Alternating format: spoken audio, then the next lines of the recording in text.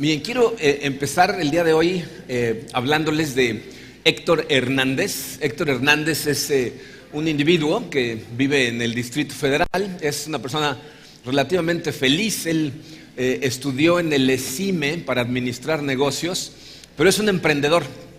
Entonces, rápidamente trató de abrir un negocio, abrió una cafetería que se llamaba Chagall Coffee Lounge. Que tristemente pues no le fue muy bien que digamos, pero como no se rinde, trató de abrir ya otro negocio que en este momento está trabajando en él. Se llama Billar Inn, que es un juego de palabras, ¿no? Billarín, ¿no? Pero es el Billar Inn, ¿no? Lo maneja con su esposa Nadia. Él está casado con Nadia Ramírez desde hace ya casi 14 años. Fíjense, ellos se casaron el 4 de mayo, es decir, justamente 6 días después que empezó nuestra iglesia. Nosotros empezamos el 28 de abril del 2002, ellos el siguiente fin de semana se casaron. Y aunque llevan ya casi 14 años de casados, apenas tuvieron un hijo hace 3, en el 2013 tuvieron un chiquitín que está creciendo sano y salvo. Todos son miembros de la primera iglesia bautista en la Ciudad de México y su fe está firme, ¿verdad? Se ve que creen firmemente en el Señor.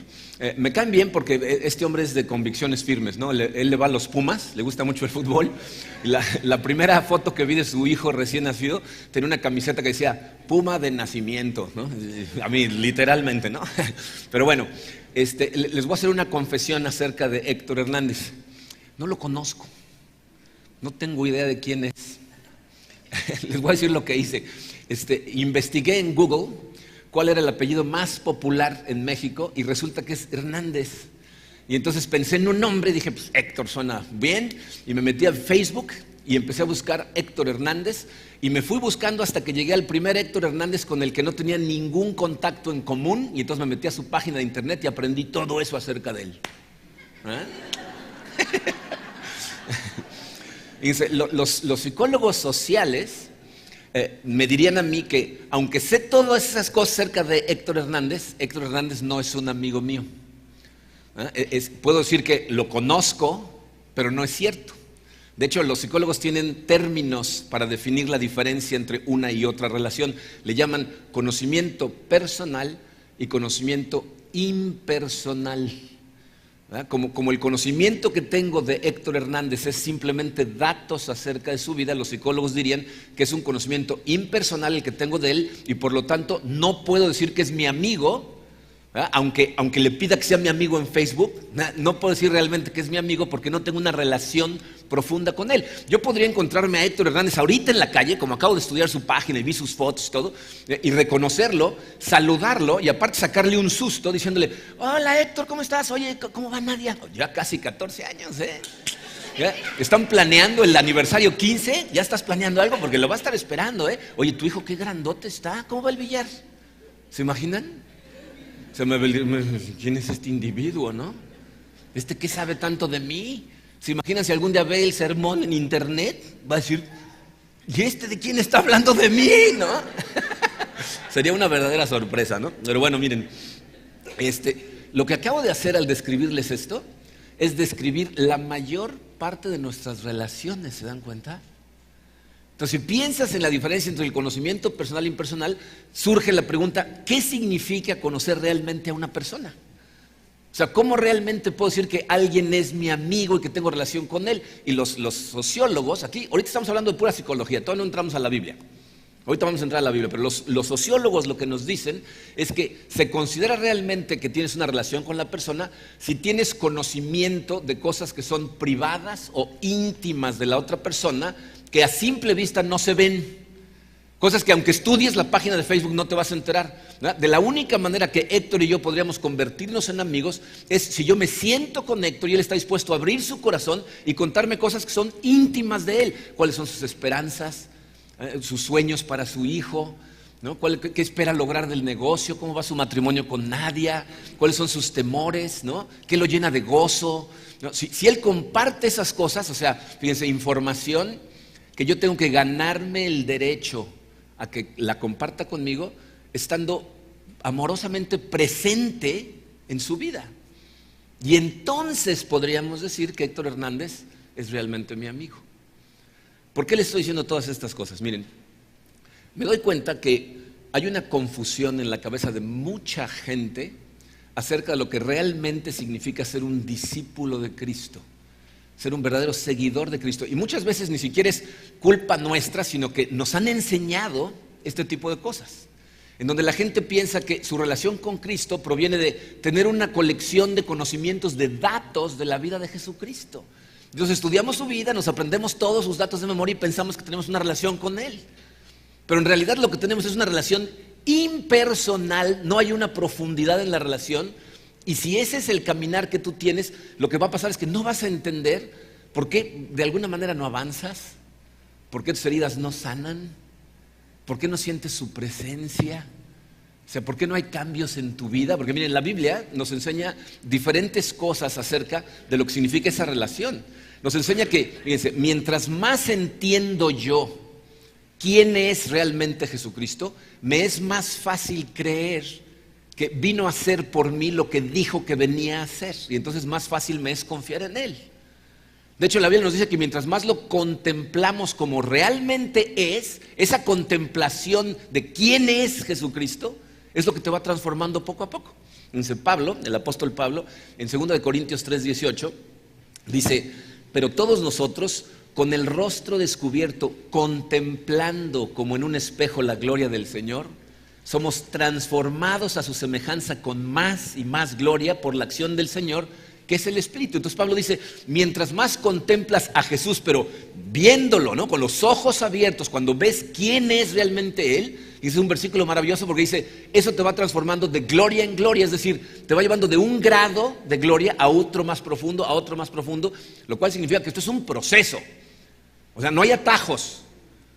La gente no de repente, ¡pum!, ya, Jesucristo, no. O sea, te va transformando poco a poco, ¿ok? Bueno, precisamente por eso decidimos iniciar el día de hoy esta serie que titulamos Yo Soy, en donde vamos a estudiar a partir de la semana que entra diferentes declaraciones que Jesucristo dijo acerca de sí mismo, que empezaban con las palabras yo soy. Él dijo muchas cosas, dijo yo soy el pan de vida, yo soy la luz del mundo, yo soy la puerta, yo soy la verdad, dijo varias cosas y las vamos a estudiar, fíjense, con un objetivo específico. Mi esperanza es que a través de esta serie puedas ver realmente quién Jesucristo es, que realmente lo puedas contemplar por quién es, que es el Salvador del mundo, ¿ok? Pero antes, fíjense, el día de hoy no vamos a empezar con una declaración yo soy, aunque vamos a pasar por una, pero fíjense, hay algo que necesitamos hacer en nosotros antes de empezar a estudiar a Jesucristo. La Biblia tiene mucho que decir, tanto en el Antiguo Testamento como en el Nuevo Testamento, acerca de la cantidad de gente que tiene ojos pero no ve, tiene oídos pero no escucha. Y miren, estoy convencido por mi experiencia personal y por la de mucha gente con la que he tratado, que tenemos en nosotros obstáculos que no nos permiten ver a Jesucristo por quien realmente es. Y de hecho tenemos unos obstáculos que lo que hacen es, cuando Él se trata de acercar para transformarnos, nosotros lo que hacemos es cerrarnos. Entonces el día de hoy vamos a estudiar un pasaje que nos enseña exactamente cómo sucede eso y qué nos dice Jesucristo que tiene que suceder. Pero antes de empezar vamos a orar. Y miren, el día de hoy vamos a hacer algo un poquito diferente. Les voy a dar la oportunidad durante unos segundos para orar por ustedes mismos, porque vamos a caer en la tentación, cuando se empiece a acercar mucho Jesucristo a nosotros, a salir corriendo, ¿no? Entonces le vas a pedir en una oración, le vas a decir, Señor, no me dejes caer en la tentación de cerrarme el día de hoy. Abre mi corazón, déjame escucharte y verte a ti, ¿ok? Entonces tú, ahí en silencio en tu lugar, pídeselo en este momento. Vamos a orar.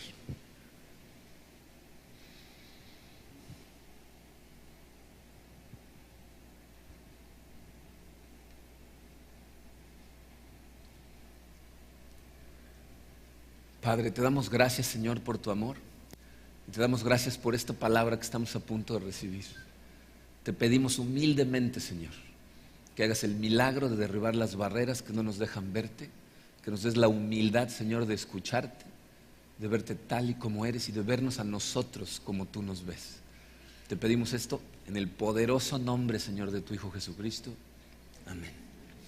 Muy bien, miren, vamos a estudiar el Evangelio de Juan, vamos a leer del capítulo 4, Voy a leer bastantes versículos, son más o menos 33 versículos, y escúchenme, todos vamos a sobrevivir, ¿ok? No pasa nada, ¿ok? Pero, fíjense, quiero que traten de leer esto. Yo lo voy a ir leyendo, tú lo puedes seguir en tu programa, va a pasar también en la pantalla, pero trata de no leerlo como cuando lees el periódico. No se trata de obtener datos, ¿ok? Trata de meterte en la escena y trata de verlo como si estuvieras en una película y tú fueras parte de lo que está pasando ahí, ¿ok? Entonces empezamos. Juan 4, versículo 1 dice: Jesús se enteró de que los fariseos sabían que él estaba haciendo y bautizando más discípulos que Juan, aunque en realidad no era Jesús quien bautizaba, sino sus discípulos. Por eso se fue de Judea y volvió otra vez a Galilea. Como tenía que pasar por Samaria, se van a dar cuenta antes de seguir que hay varias declaraciones subrayadas, son cosas cruciales a las que vamos a regresar, por eso están subrayadas ahí. Dice, como tenía que pasar por Samaria, llegó a un pueblo samaritano llamado Sicar, cerca del terreno que Jacob le había dado a su hijo José. Allí estaba el pozo de Jacob. Jesús, fatigado del camino, se sentó junto al pozo. Era cerca del mediodía. Sus discípulos habían ido al pueblo a comprar comida.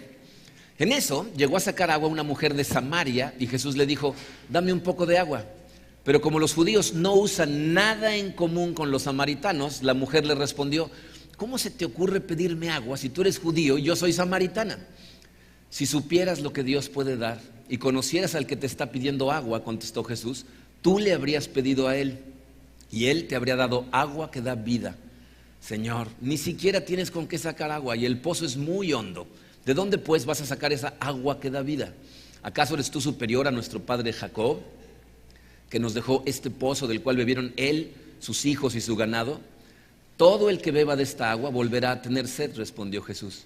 Pero el que beba del agua que yo le daré no volverá a tener sed jamás, sino que dentro de él esa agua se convertirá en un manantial del que brotará vida eterna.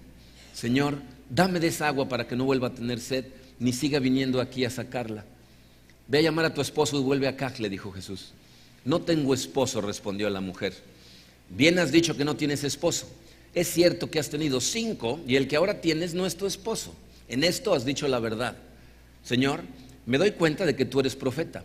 Nuestros antepasados adoraron en este monte, pero ustedes los judíos dicen que el lugar a donde debemos adorar está en Jerusalén. Créeme, mujer, que se acerca la hora en que ni en este monte ni en Jerusalén adorarán ustedes al Padre. Ahora ustedes adoran lo que no conocen. Nosotros adoramos lo que conocemos, porque la salvación proviene de los judíos. Pero se acerca la hora, y ha llegado ya, en que los verdaderos adoradores rendirán culto al Padre en espíritu y en verdad, porque así quiere el Padre que sean los que le adoren. Dios es espíritu, y quienes lo adoran deben hacerlo en espíritu y en verdad. Sé que viene el Mesías al que llaman el Cristo, respondió la mujer. Cuando Él venga nos explicará todas las cosas. Ese soy yo, el que habla contigo, le dijo Jesús.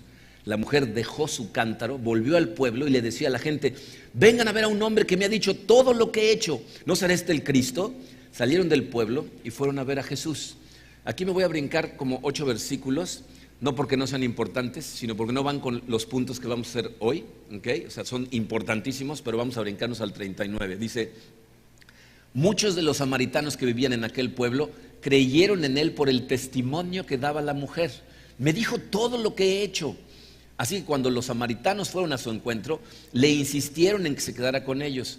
Jesús permaneció ahí 2 días y muchos más llegaron a creer por lo que él mismo decía. Ya no creemos solo por lo que tú dijiste, le decían a la mujer.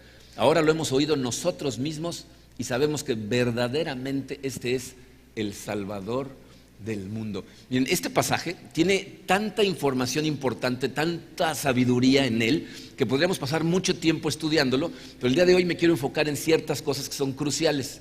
O sea, aquí los 2 pasajes que son verdaderamente reveladores son el 26 y el 42. En el 26 es cuando él mismo se identifica como el Mesías, cuando dice, ese soy yo con el que estás hablando, y el 42 es cuando la gente por fin lo identifica a él como al Salvador del mundo. ¿Okay? Esto es crucial porque, escúchenme, todo lo que pasa en este texto sucede porque Jesús es el Salvador del mundo y vamos a ver la relevancia que eso tiene.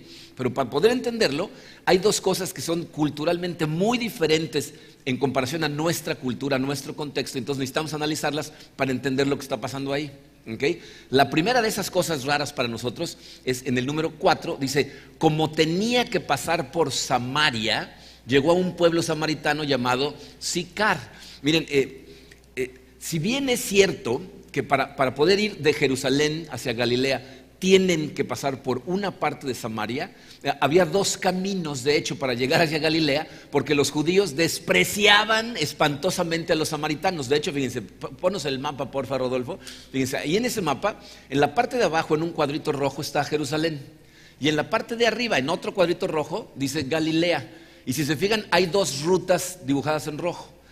La que está hacia afuera, que es bastante más larga, era un camino que tomaban los judíos para no pasar por Samaria. Era un camino mucho más largo, pero es el que todos los judíos tomaban porque despreciaban a los judíos. Y sin embargo, hay un camino que si vas directo hacia el norte, te lleva directo a Sicar. ¿Se fijaron que está subrayado en azul Sicar en medio? Entonces Jesucristo dice ahí, tengo que pasar por Samaria, ¿no? O sea, todos los demás le daban la vuelta, ¿no? Incluso la Biblia nos acaba de decir que los judíos no tenían nada en común con los samaritanos. ¿Se dan cuenta de lo que significaría en nuestros días hacer una declaración como esa? En el original dice, no tratan con samaritanos. Imagínate una persona que ahorita dijera, yo no trato con mexicanos, o no trato con negros, no trato con judíos. Sí, lo horrible que suena, lo profundo que suena, pero esa era la cultura de ese momento. ¿Ok? Entonces, no tiene que pasar por ahí, pero ¿saben qué es lo que nos dice el lenguaje? O sea, en el que está escrito, sugiere que va a pasar por ahí porque es la voluntad de Dios que pase por ahí. O sea, Jesucristo le dice, vamos a irnos por aquí, ¿no? Y uno se pregunta, ¿por qué? O sea, ¿por qué tiene que pasar por ese lugar? ¿Por qué tiene que pasar por Sicar? ¿Que no se da cuenta de la situación en la que va a poner a sus discípulos? Fíjense, Él los va a poner en una de las situaciones más incómodas que van a estar. De hecho, leímos en el texto que se tienen que meter a Samaria a comprar comida y no tenían trato con los samaritanos. ¿Saben por qué tiene que pasar por ahí Jesucristo? Porque Dios le tenía hecha una cita junto a ese pozo con esa mujer samaritana. ¿Por qué? Porque Jesús es el Salvador del mundo y ahorita lo vamos a ver de forma un poquito más clara.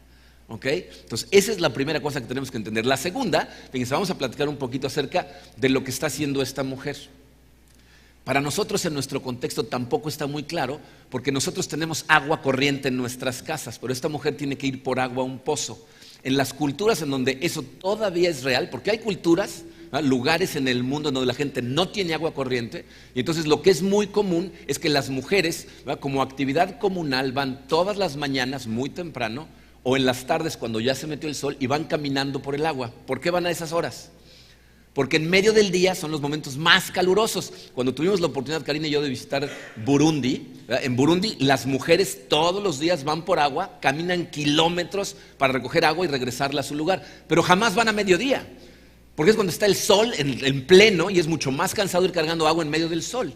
Y esta mujer está yendo por agua en la peor parte del día, dice, era como mediodía. Otra cosa que es muy interesante, fíjense, cuando las mujeres van por agua, eso se convierte en una como actividad comunal, una especie de socialización. Las mujeres van cargando su agua y ¿qué van haciendo?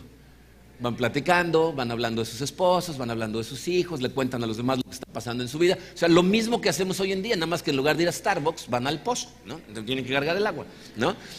Pero piensen en eso, esta mujer está yendo por agua en la peor parte del día, ¿no? O sea, está evitando el contacto social con las demás mujeres de su pueblo y va en la parte más cansada y más difícil del día. ¿Por qué?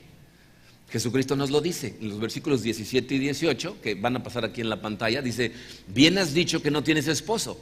Es cierto que has tenido 5 y el que ahora tienes no es tu esposo. O sea, esta mujer ha tenido 5 esposos y ahora vive con un individuo que no es su esposo, ¿no? ¿Qué pasó con esta mujer? Pues la Biblia no nos lo dice, ¿no? A lo mejor se fueron muriendo, ¿no? Se casó con uno, se murió, se casó con otro, se volvió a morir, y el sexto ya dijo, yo no me caso, ¿no? O sea, ¿no? ¿Quién sabe qué me vaya a pasar si me caso con esta mujer? Nada más vivimos juntos, ¿no? Pero si lo piensas, fíjense, en la cultura del momento, o sea, de donde estamos leyendo, una mujer que enviudaba o se divorciaba, una de dos, o regresaba a casa de sus padres, o sea, tenía que depender de un familiar varón que la sostuviera, o vivía de la beneficencia pública.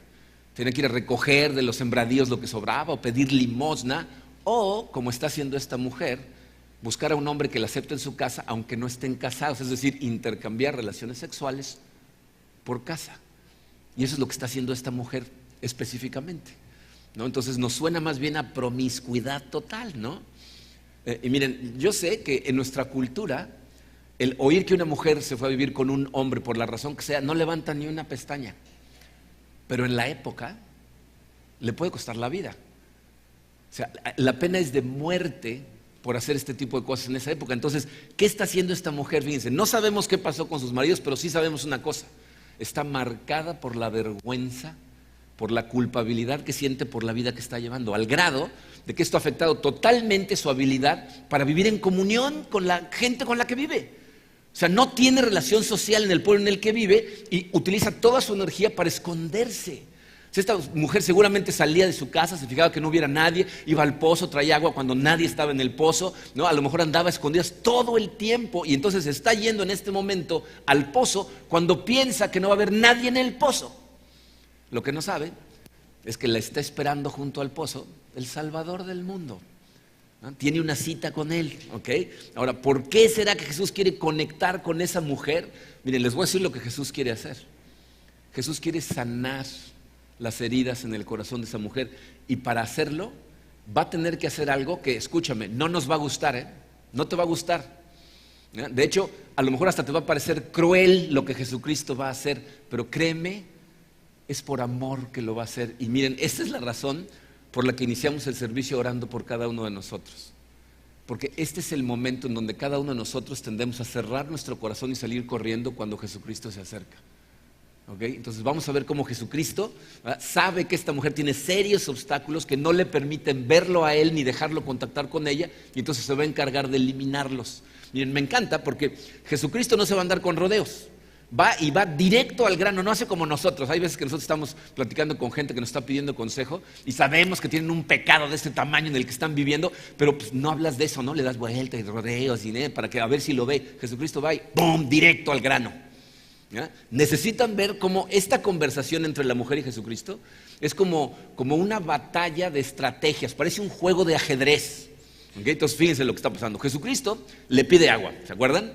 Le dice, dame agua, y ella le dice, ¿cómo se te ocurre pedirme agua? ¿No? Y él le dice, pues si supieras quién te está pidiendo, me darías tú a mí. Y le dice esto en el versículo 14, el que beba del agua que yo le daré, no volverá a tener sed jamás. ¿Y qué le dice la mujer inmediatamente después en el versículo 15? Señor, dame de esa agua para que no vuelva a tener sed. ¿Se dan cuenta de lo que está pasando? Jesucristo le dice, yo tengo agua de vida, yo tengo agua que sana. Y la mujer dice, dame por favor. O sea, le está diciendo, ya me cansé, Señor. Ya no quiero vivir de esta manera, no quiero venir al pozo a mediodía, no quiero andar escondidas, no quiero fijarme bien quién está en la calle para que no me vean. Por favor, dame esta agua de vida. ¿Y qué le dice Jesucristo a continuación? Le dice, ve a llamar a tu esposo. ¿No les parece extraño? ¿No les parece un poco cruel? O sea, ella le dice, dame agua de vida, y le dice, ve por tu esposo. O sea, está tocando el lugar más sensible de su corazón, el área más llena de vergüenza, la razón por la que se está escondiendo. Ahí, directo va y le dice, tu esposo, no tengo esposo, ya sé, ¿no? O sea, ¿por qué haría una cosa así? ¿No? O sea, si lo que quisiera es ganarla como discípula, ¿no sería un poquito más sutil? ¿Por qué Jesucristo cada vez que se acerca a nosotros trata de sacar eso que es lo que tú más estás tratando de esconder y de reconocer en tu vida? ¿Por qué? Te voy a decir por qué. Porque Jesucristo va detrás de aquellas cosas en tu corazón que Él sabe que solo Él puede sanar, pero necesitas sacarlas a la luz para poder sanarlas. Necesitas abrirle tu corazón. O sea, piénsalo, esta mujer, fíjense, está yendo al pozo a mediodía, ¿para qué?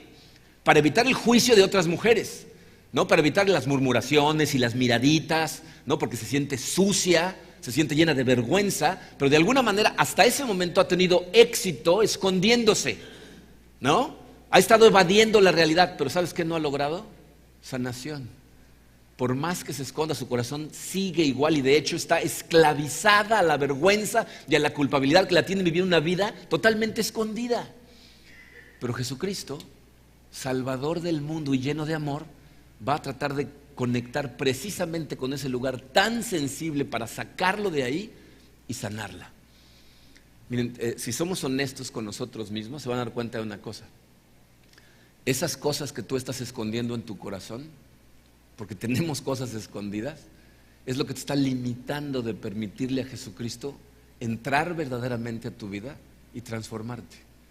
No le permites sanidad porque sigues tratando de esconderlas como si Jesús no las conociera, como si no supiera lo que hay en tu corazón, y eso es lo que te está limitando. Miren, yo estoy convencido que tú puedes tener una relación impersonal con Cristo y ser cristiano, pero te voy a decir lo que no va a pasar: no vas a sanar. Y jamás vas a tener la plenitud de la relación que puedes tener con Él, a menos que se convierta en algo verdaderamente personal. Y aparte, miren, la razón por la que muchas de nuestras relaciones con otras personas son impersonales es por esas mismas cosas que tienes escondidas en el corazón. Mantienes a la gente en línea, fuera de ti, a distancia, porque si se acercan lo suficiente, te van a conocer y te da vergüenza y te sientes sucio y te estás escondiendo. Miren, esta es la locura, la incoherencia de este texto. Jesús conoce perfectamente el corazón de la mujer, sabe exactamente lo que está haciendo, lo que está viviendo, y sabe cuál es la única forma de sanarla. Pero ¿qué hace la mujer? Cuando se acerca y la confronta, le dice: a ver, tu esposo, ¿qué está pasando? Corre y se esconde intelectualmente en su cabeza y va a empezar una guerra teológica con Jesucristo. A lo mejor cuando lees este pasaje, no sé si les pasa a ustedes, pero la primera vez que yo lo leí, no entendí nada. Dije, ¿qué? O sea, Jesucristo le dice: ve por tu esposo. No tengo esposo. Ok, sí, ya sé que estás viviendo muy mal. ¿Y qué le contesta a ella? Fíjense en el versículo 19. Señor, me doy cuenta de que tú eres profeta. Nuestros antepasados adoraron en este monte, pero ustedes los judíos dicen que el lugar donde debemos adorar está en Jerusalén. ¿Se fijaron qué está haciendo? No crees que es tan profunda la conversación que no la entiendes. Le está cambiando el tema.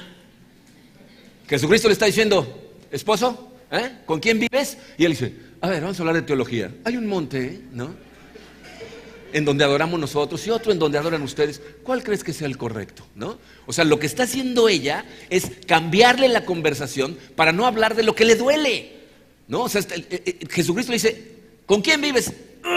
Duele. No quiero hablar de eso. Eso es muy doloroso. Mejor vamos a discutir teología. ¿En qué monte adoras? ¿No? O sea, le está cambiando la conversación. Escúchame, eso es lo que hacemos todos. Cuando se acerca lo suficiente a Jesucristo, lo que hacemos es salir corriendo, escondernos teológicamente, o cada uno busca un diferente lugar a donde huir, pero no queremos ser confrontados. ¿Por qué? Porque duele. ¿Saben qué no nos gusta? No nos gusta ser vulnerables. Queremos tener relación con Jesucristo, queremos que nos vea, sabemos que nos ve, pero no nos gusta la vulnerabilidad. Por lo tanto, todo el tiempo nos estamos escondiendo. Y entonces esta conversación parece un juego de ajedrez. Jesucristo le dice: ¿con quién estás viviendo? ¿En qué monte adoramos? Le dice ella, ¿no? Como que mueve, te va. ¿Y saben qué me encanta? Que Jesucristo, con toda tranquilidad, o sea, no se aferra al tema, no le dice: no, el marido, ¿dónde está? No, simplemente le contesta y borra la cortina de humo que acaba de poner ella, ¿no? Fíjense, después de que ella le dice: ¿en qué monte hay que adorar? Jesucristo le dice: en ninguno de los dos. O sea, no tiene que ver ese monte o este monte. Dice: se acerca la hora, ya ha llegado ya, en el versículo 23, en que los verdaderos adoradores rendirán culto al Padre en espíritu y en verdad. O sea, Jesucristo le dice: mira, esto no se trata de si adoras en un monte o si adoras en otro monte. Tienes que conectar espiritualmente con el Padre, pero tienes que conectar con Él en verdad. O sea, tienes que ser transparente, tienes que ser vulnerable, tienes que abrir tu corazón. Le está diciendo: olvídate de los montes. ¿Qué está pasando en tu corazón? ¿Con quién estás viviendo? Pero esta mujer, otra vez, en lugar de permitirle conectar, va a mover otra pieza teológica. Fíjense, le dice en el 25: sé que viene el Mesías. Cuando Él venga nos explicará todas las cosas. ¿Qué le está diciendo? ¿Tú quién eres para confrontarme? Ya vendrá el Mesías. Si es el Mesías, entonces sí lo escucharemos, pero Él nos explicará todas las cosas. ¿Qué hace Jesucristo? Ya se cansa de la partida, jaque mate, dice: tu servilleta en persona, ¿no? ¿Quieres al Mesías? ¿Qué le dice? Ese soy yo, el que habla contigo. ¿Quieres? O sea, la acorrala al punto en que ya no tiene para dónde hacerse. Le dice: es al Mesías al que escucharías porque estás hablando con Él. Y entonces, ¿qué sucede en el corazón de esa mujer? Se lo le dice que en ese momento, y es esa mujer que estaba totalmente esclavizada por la vergüenza, por el miedo, viviendo escondidas, en ese momento pierde todo miedo, deja el cántaro, sale corriendo. Y con toda esa gente de la que se escondía todo el día, de la que salía en la noche o salía a mediodía cuando no había nadie y se escondía, ahora llega corriendo y les empieza a gritar y a testificar: vengan a ver a un hombre. ¿Se imaginan lo que pensaban en el pueblo? Otro hombre, ¿no? O sea, ya mató al sexto, ¿no? Pero ella, fíjense, ya no tiene miedo, sino le dice: me dijo todo lo que yo he hecho. O sea, ¿qué está haciendo? Le está diciendo: me dijo que yo había estado casado con este, con este, con este, que ahora estoy viviendo con este, que ni siquiera es mi marido. Está dando un testimonio de lo que más le avergüenza. Ya no tiene miedo, ya no tiene vergüenza, está llena de valor. Vengan a ver al hombre que me contó todo lo que yo he hecho. Y lo increíble sucede: esa misma gente que murmuraba de ella, que la veía raro, la escucha y salen corriendo a ver. Y la Biblia nos dice que muchos de esas personas se salvaron y creyeron por el testimonio de esa mujer. Y luego le ruegan que se quede con ellos 2 días, o sea, él y sus discípulos a Samaria, 2 días, y muchos más creen ya por hablar con Jesucristo. Ahora bien, miren, hay 2 formas en que tú puedes leer este texto. Una es totalmente impersonal. O sea, tú puedes tomar el texto, leerlo, y vas a poder sacar todas las pepitas de oro de sabiduría e irlas apuntando en tu diario, ¿no? O sea, abres tu Biblia, pones tu diario al lado y empiezas a leer. A ver, la mujer en el pozo. Jesús nos encuentra en donde estamos, ¿no? Y apuntarlo en tu diario. Y ella lo que anda buscando es realmente al Salvador. La gente realmente quiere adorar al Mesías, ¿no? Y lo apuntas en tu diario, ¿no? ¿Qué más pasa? Okay, la cultura. Jesús nos libera de las dinámicas culturales que nos esclavizan. Esta mujer sale corriendo al pueblo, nos da valor para testificar, ¿no? Jesús es el que elimina nuestra vergüenza y el que nos sana. Los testimonios de la gente son poderosos, ¿no? O sea, puedes escribir todo eso, incluso puedes ponerlo en tu página de Facebook junto con una parte del versículo y darle post para que toda la gente lo lea y diga: wow, no, este sí está profundo, no, este sí es espiritual. Y después cierras tu Biblia, cierras tu diario y sigues tu día como si nada. No se acercó a ti, no hubo transformación, nada sucedió, porque lo leíste como si estuvieras leyendo el periódico. Miren, yo estoy convencido de que esa es la razón por la que tanta gente encuentra la Biblia aburrida, porque la leen como el periódico. ¿Se imaginan si tuvieran que leer el mismo periódico todos los días por el resto de su vida? ¿No lo encontrarías aburrido? Pero eso es lo que haces cuando lees la Biblia. Estás buscando datos en lugar de permitirle convertirse en algo personal para ti. Yo creo que necesitamos empezar a leer nuestra Biblia de forma totalmente personal. Es decir, miren, lo primero que tienes que hacer es ponerte en los zapatos del personaje al que Jesucristo está confrontando con lo que sea cuando estás leyendo. En este caso, todos, absolutamente todos, representamos ¿a quién? A la mujer samaritana en el pozo. Entonces tú tienes que pensar, yo sé que para cada uno de nosotros, ¿verdad?, nuestra experiencia fue diferente y nuestro caso es diferente, pero a todos nos encontró en algún pozo y todos teníamos 5 maridos y un amante. Se ve diferente para cada quien, pero lo que tiene que lograr el texto es llevarte a ti ahí y decir: ¿dónde era mi pozo? ¿Qué representan estos 5 exmaridos y el amante en mi vida? Porque tienes que poder conectar con esas cosas y analizar tu corazón y decir: ¿y abrí todo mi corazón? ¿Verdaderamente le entregué absolutamente todo? ¿Y cómo estoy en comparación entonces? ¿Realmente sanó? ¿Ya no tengo vergüenza? O sea, ¿ya no me siento sucio o sucia? O sea, ¿qué ha cambiado desde que Jesucristo me encontró hasta ahorita? Entonces, cuando yo leo este texto, les cuento cuál es mi caso, que es diferente al de cada uno de nosotros. Yo crecí en un momento en la sociedad, en el Distrito Federal, bueno, en el Estado de México, en donde la gente de mi generación, adolescentes y jóvenes adultos, estábamos convencidos, como lo están en este momento, yo creo que peor, que vivir de la forma más libertina e inmoral posible era la buena vida, ¿no? Era vivir una vida buena, si podía yo divertirme y hacer lo que yo quisiera y enfiestarme con mis amigos. Miren, tenía yo una percepción del mundo, de la vida, tan distorsionada. Yo creía en Dios y le daba gracias a Dios por la vida que podía vivir. Decía: yo creo que te caigo bien porque mira qué padre vida tengo. Y le daba gracias a Dios. Me vine a vivir a Cancún como soltero, trabajaba yo como mesero en un restaurante y vivía una vida de libertinaje espantoso. Y miren, por la gracia de Dios, algo empezó a cambiar en mi corazón y me empecé a dar cuenta de que eso no funcionaba. No sé cómo describírselo, pero de repente me empecé a sentir como que me asfixiaba la vida que estaba viviendo. Empecé a sentir un vacío tan terrible en mi corazón que un día, para sorpresa de todos, dije, me tengo que ir de aquí. Y salí huyendo de Cancún, pero huyendo de mí. ¿Y saben cuál es el problema con eso? Te llevas contigo a donde vas, ¿no? Salí huyendo de mí mismo, sintiéndome asfixiado, y a los lugares a donde empezaba a llegar, seguía viviendo más o menos de la misma forma. Y miren, yo sé que para muchos de ustedes, porque me lo han contado, tienen un recuerdo específico de la fecha y la hora en el que hicieron una oración y Jesucristo abrió sus ojos y sintieron una transformación. Es una experiencia hermosa. En mi caso no fue así. De hecho, yo empecé a ir en Estados Unidos a una iglesia cristiana y pasé mucho tiempo yendo a esa iglesia y me enseñaban cosas, pero no veía. Me explicaban cosas, pero yo no escuchaba. De hecho, regresé de Estados Unidos y eso me lanzó en una búsqueda porque yo sentía un vacío espantoso y empecé a estudiar todas las filosofías que se puedan imaginar. Estudié el budismo, estudié la vida después de la vida entre vidas. Todo lo que encontré lo estaba estudiando porque tenía hambre, algo necesitaba mi corazón. Y una por una las fui desechando como incoherentes. Y por la gracia de Dios, regresé a la iglesia a buscar a Cristo. Y lo estaba yo busque y busque hasta que, ¿saben qué? Un día me di cuenta que cada vez que Jesucristo se acercaba a mi corazón, me confrontaba con algo y yo salía corriendo. Y me identifico totalmente con la mujer samaritana porque mi defensa era intelectual, como el de esta mujer. Empezaba yo a tener luchas teológicas contra Dios, ¿no? Algún día iba yo a ganar esas, pero eso es lo que estaba yo tratando de hacer.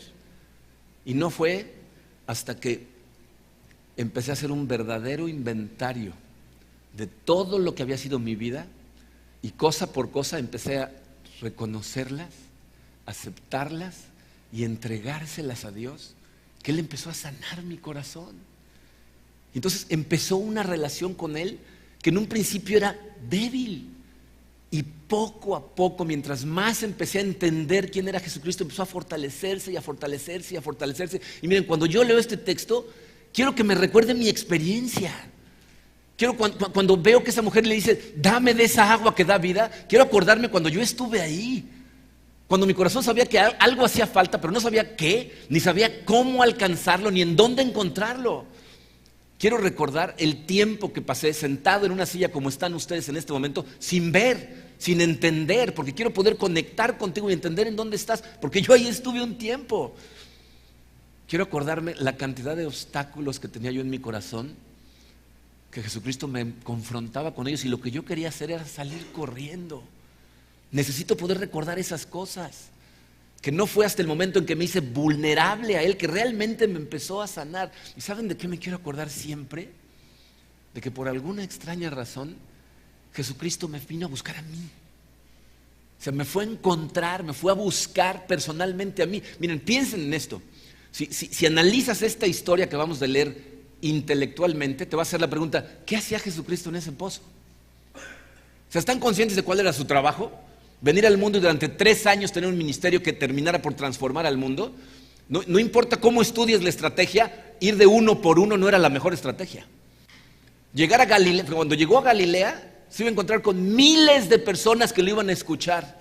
Y sin embargo, tenía que pasar por el pozo en Samaria para encontrarse con una mujer. ¿Por qué? ¿Qué te dice eso? El Salvador del mundo te ama con todo el corazón y te va a buscar a donde estás y te va a sanar. Si quiero acordarme, hay cosas que no recuerdo en qué momento pasaron, pero quiero acordarme cuando leo este texto el valor que me dio para testificar, para un buen día empezar a hablar de Él. Miren, no puedo explicarles el impacto que la noticia de que me hice pastor tuvo en la cabeza de algunos de mis antiguos amigos.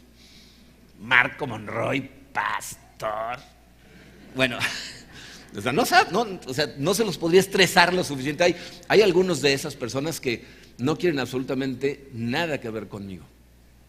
De hecho, cuando mi familia de sangre aquí en Cancún nos hicimos cristianos, la mayor parte de nuestra familia extendida fuera de Cancún nos dejó de hablar. La ley del hielo, se metieron en una secta, ya se volvieron locos.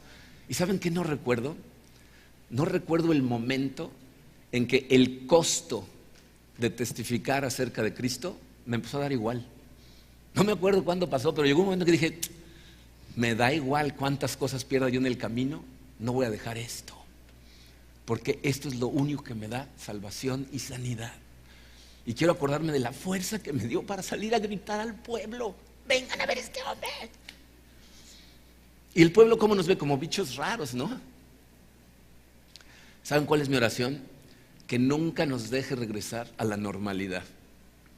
Que siempre seamos bichos raros con la fortaleza de salir corriendo y gritar: vengan a ver este hombre, que es lo único que te da sanidad.